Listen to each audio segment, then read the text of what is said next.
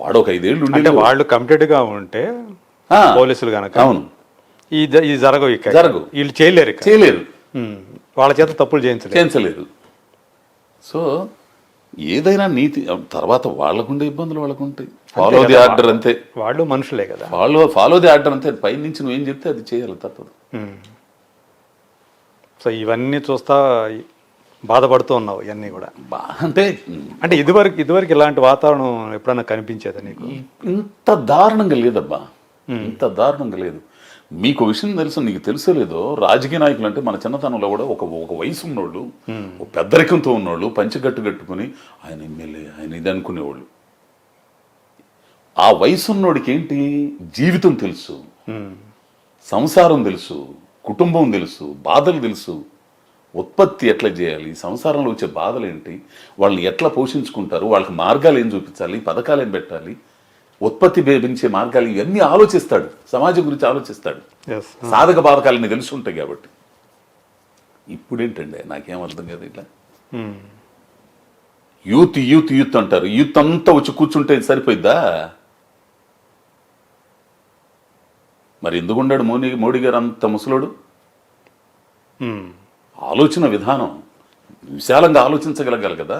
అవును, చాలా విశాలంగా ఆలోచించగలిగిన వాళ్ళకి, ఆ అనుభవం ఉన్న వాళ్ళకి ఆ పదవి రావాలి. ఏం చేస్తే ఏమవుతుంది, ఎట్లా వెళ్ళాలి, ఎట్లా మంచి ఏంటి చెడు ఏంటి, తొందరపడితే ఏమవుద్ది, పర్యవసానాలు ఇవన్నీ ఆలోచించే కుర్రోళ్ళని తీసుకొచ్చి ఎందుకు బెటరండి? సో వీళ్ళు మాట్లాడుకునే భాష కూడా ఏంటి వ్యక్తిగతంగా ఎందుకండి అసలు?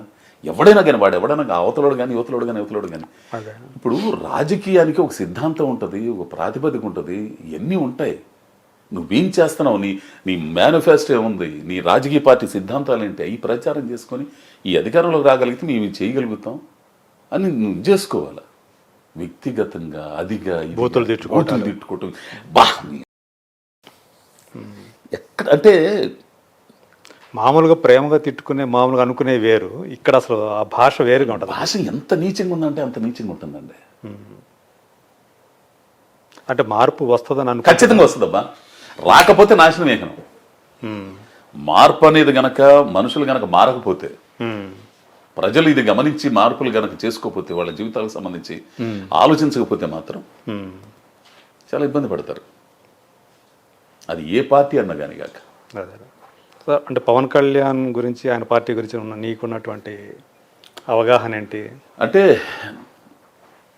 నేను ఇంకోళ్ళ దగ్గర నుంచి కొనికి వెళ్తున్నా, కొనికి మీద కూడా హైదరాబాద్ రోడ్డు అద్దంకి మీద నుంచి కొంచెం దగ్గరగా ఉంటుంది రూట్ అని చెప్పి సట్ వెళ్తుంటా. కొనికలో చూసే ఫస్ట్ టైం నేను జనసేన మేనిఫెస్టో అని చెప్పేసి ఒక్కొక్కటి రెడీ అమ్మ చాలా అద్భుతంగా ఉండే, ఇవన్నీ అద్భుతంగా ఉన్నాయి.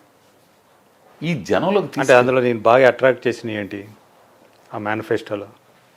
సమన్యాయం. ఓకే, ఏంది ఇవన్నీ బ్రహ్మాండంగా ఉన్నాయి, ఇవన్నీ కూడా కరెక్ట్గా చేస్తే ఇది బాగా మంచిగానే ఉంది. కమ్యూనిస్టు పార్టీ ప్రణాళిక దగ్గరగా ఉంది ఇది. ఇవన్నీ బాగున్నాయి.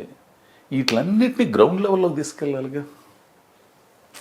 అవును, కొన్ని పార్టీలు ఇప్పటికీ నిలబడి ఉన్నాయి అంటే, కమ్యూనిస్టు పార్టీలు నిలబడి ఉన్నాయి అంటే, సీట్లు వస్తున్నాయా రావా అనేది పక్కన పెట్టండి, వాళ్ళకు ఉన్నారంటే ఒక గ్రౌండ్ లెవెల్ ఉంది, ఒక ఎర్రజెండాను చూడండి, ఒక నమ్మకం, ఒక ఇది. ఇప్పుడు మామూలు బుజ్జో పార్టీలో ఉన్నోళ్ళకి కూడా కమ్యూనిస్టులు ఉండాలని కోరుకుంటారు. ఓకే, ఉండాలని కోరుకుంటారు. వాళ్ళకి రేపు గవర్నమెంట్ మీద పోరాటం చేయడానికి కూడా, ఏదైనా ఉద్యమాలు చేయాలన్నా కానీ, రేట్లు పెంచారు, ఆర్టీసీ పెంచారు, విద్యుత్ పెంచారు చేయాలని ఈ పార్టీలు చేయాలన్నా, ఈ బుజ్జో పార్టీలు చేయాలన్నా కానీ వీళ్ళు అండ కావాలా. వీళ్ళు ఎందుకంటే నిజంగా నిలబడి ఉంటారు కాబట్టి, పోలీసు వాళ్ళు తన్నులు తింటారు కాబట్టి ఏండి. సో అట్లానే ఇది గ్రౌండ్ లెవెల్లో ఆ సిద్ధాంతాన్ని తీసుకెళ్ళగల కార్యకర్తల్ని మనం ఎందుకు పనిచేస్తున్నాం, ఎందుకు ఉండాలి, వ్యక్తి పట్ల అభిమానం కరెక్ట్గా ఉండాలి. ఉంటేనే వ్యక్తి పట్ల అభిమానాన్ని, ఆచరణని ఆ సిద్ధాంతపరంగా మలుచుకోగలిగారు. ఓకే, అది ఎక్కడో కొంచెం లోపెత్తుందేమో అనిపిస్తుంది ఒక్కొక్కటిలో. ఆ పార్టీలోనా? అంటే ఆ గ్రౌండ్ లెవెల్లో బాగా ప్రిపేర్డ్ అవ్వాలి. ప్రిపేర్ ఆయన అయితే చెబుతున్నాడు, మీరు ఏళ్ళ చప్పట్లు వేయటం కాదు, ఓట్లు ఏంట్రా బాబు, ఏంది ఆయన కావాల్సింది ఏళ్ళ చప్పట్లు కాదు, ఓట్లు. ఊరు లేరు, ఆయన పని చేయాలి ఆడ, పని చేస్తేనే డబ్బులు, ఆ డబ్బులు తీసుకెళ్లి ఖర్చులు పెట్టాలి ఆడ, ఏంది సొంత డబ్బులు ఖర్చు సొంత పెడతాం. డబ్బులు ఖర్చులు పెట్టాలా. ఆ పాపం ఆయన ఏమైనా మొత్తం ఒరి ఇంత కష్టపడుతున్నాడు, మనకి ఇది కూడా మనం రాజకీయంగా ఎదగాలి, అసలు ఎందుకు పని చేయాలి ఆయన దగ్గర, ఏ పార్టీ అయినా కానీ అదే మనం ఎందుకు పని చేస్తున్నాం, అవసరం ఏంటి మనకి, మన పని మనం చేసుకోవచ్చు కదా. అసలు అంటే ఒక పార్టీలో అవకాశాలు లేక ఇంకో పార్టీలో చేరదాం, ఆ పార్టీలో చేరితే ఏమైనా బెనిఫిట్ కలుగుతుందేమో ఈ రకంగా చేరతారు. అవును. ఏ పార్టీ వచ్చినా కానీ ఖచ్చితంగా ఉంటాయి, వలసలోనే ఉంటాయి, అటు ఇటు చేరటం ఉంటాయి, ఎన్నో ఉంటాయి, ఆ సిద్ధాంతాల మీద పని లేకపోతే చేసే ఇది కనపడట్లేదు ఎక్కడ కూడా. ఎక్కడైనా స్వార్థమే. స్వార్థం. సో అయితే ఈసారి అయితే మొత్తం ఈ 2024 ఎలక్షన్లకు సంబంధించి క్రియాశీలంగా అజయ్ ఘోష్ ఏమన్నా పనిచేసే అవకాశం ఉందా?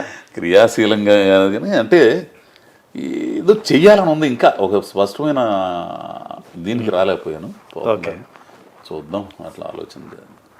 చూద్దాం మరి. అంటే ఇప్పుడు సినిమా నటుడుగా రాణిస్తున్నటువంటి అజయ్ ఘోష్ రేపు ఏదైనా కావచ్చు, ఏమో చెప్పలేం, రాజకీయాల్లోకి రావచ్చు, రాకపోవచ్చు, ఇవన్నీ ఉంటాయి. సో ఆలోచనలు అయితే ఉంది, ఆలోచన అయితే మొదలంది, మార్పు కావాలని ఒక ఆలోచన అయితే ఉంది. ఫస్ట్ నుంచి మనం నడిచి వచ్చిన దారి అన్ని కానీ అక్కడ చేనేత ఉద్యమాలు కానీ ఇవన్నీ ఉన్నాయి కాబట్టి, ఆ ఉద్యమాల్లో ఆ ఆలోచన నడిచిన వ్యక్తి కాబట్టి, ఆ వామపక్ష భావజాలం ఉంది కాబట్టి, సో చూద్దాం. సంతోషం అన్న, చాలా విషయాలు నీ సరే ఎన్నో ఎదురు చూస్తుంటాం కానీ ఎంత ఇదిగా నాతో మాట్లాడుకుని అన్ని నిజంగా చాలా ఆనందంగా ఉంది. వృత్తిపరమైనటువంటి, వ్యక్తిగతమైనటువంటి, అట్లాగే నీ రాజకీయంగా, సామాజికంగా నీ భావాలు, అనుభవాలు ఇవన్నీ కూడా పంచుకున్నందుకు, మాతో ఎంతసేపు టైం వెచ్చించినందుకు thank you so much. Thank you. ఇప్పుడు ఆపరేషన్ లేకుండానే మోకాళ్లకు ప్లాస్మా ట్రీట్మెంట్. మీ ఆర్థోపెటిక్ సమస్యలన్నిటికీ రోబోటిక్ టెక్నాలజీ ద్వారా తక్కువ ఖర్చుతో శాశ్వత పరిష్కారం. ఫ్రీ కన్సల్టేషన్, ప్రతి ట్రీట్మెంట్ పై 20% డిస్కౌంట్. ఈ ఆఫర్ కొద్ది రోజులు మాత్రమే. త్వరపడండి. V9 hospitals 9281465842.